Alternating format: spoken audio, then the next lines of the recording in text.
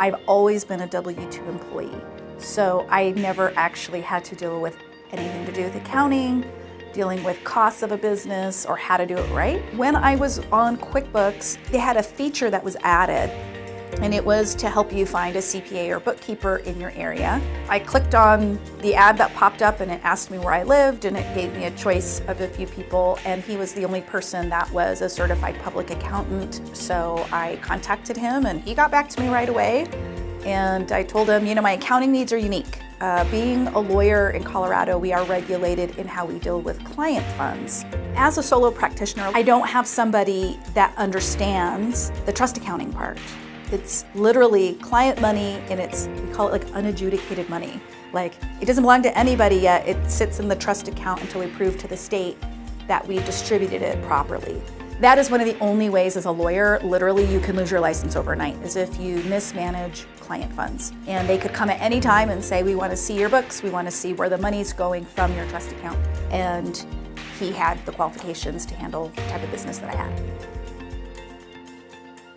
When you hire an accountant, you're giving them access to your most sensitive information.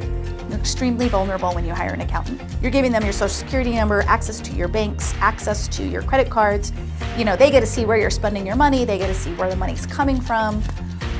You have to have 100% trust in that person, that they're not only going to be able to do the job right, but that they're going to do the job with integrity. And that's what I like about working with Mike.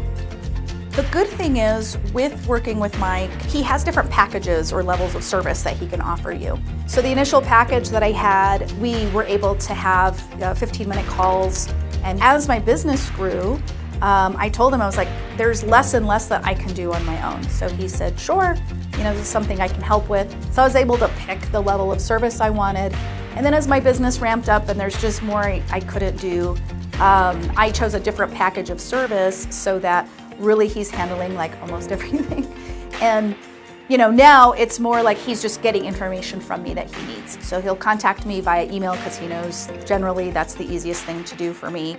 And then, he handles my husband's books. So my husband is the kind of person that he has to call. He's not usually good at like responding right away on email, but he picks up the phone all the time. So he works with us in different ways, and that's been really important, is because we have different styles of communicating. My husband loves to be on the phone. He'll be on the phone all day. I am really busy. I have to be on the phone. It's because I have a client on the line, or I have court, or something is going on, and so I prefer to do things by email because then I have breaks, or I can do it while I'm doing other things. So communicating with Mike has been one of the easiest things. And in terms of some of the other services I've purchased for different aspects of my business, he probably has the most efficient system of being able to follow up after I've had a question, or tell me exactly, I need this, this, and this. And I'm a very direct person. I give people very direct, precise instructions, especially when it comes to following my advice. And Mike does the same thing for me. It's 2 or 3 sentences of, I need these statements from this month and this month.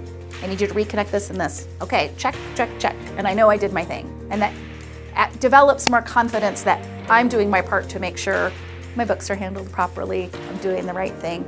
So in a way, because of the way he communicates with me, it really helps me know things are being handled and taken care of. And I don't have the feeling anymore that I'm messing things up.